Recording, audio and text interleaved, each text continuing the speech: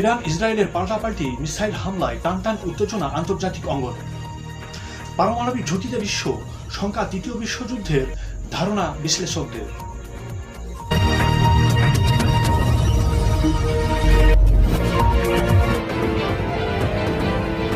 ইরানের কনসুলেটে ইসরায়েলের হামলা এবং ইরানের পাল্টা হামলা, এরপর ইসরায়েলের বদলা নেওয়ার হুমকি। এই ঘটনার প্রবাহে উত্তপ্ত হয়ে আছে মধ্যপ্রাচ্য। ওই অঞ্চলের দেশগুলো বেশিরভাগ ইরানের পক্ষ নিলেও পশ্চিমা দেশগুলো অনেকেই আবার ইসরায়েলের পক্ষে।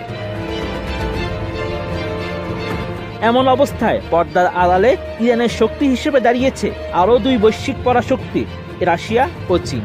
ইরানের পক্ষে এই দুই দেশের সমর্থনের বড় প্রমাণ হলো ইসরায়েলের উপর হামলায় মিসাইল গাইডেন্স সিস্টেম হিসেবে ইরান যেমন চীনের বেইদু স্যাটেলাইট নেভিগেশন সিস্টেম ব্যবহার করেছে, এর পাশাপাশি ব্যবহার করেছে রাশিয়ার গ্লোনাস সিস্টেম। এছাড়া আগেই জানা গিয়েছিল রাশিয়ার সঙ্গে ইউএভি বা মনুষ্যবিহীন বিমান তৈরির গবেষণা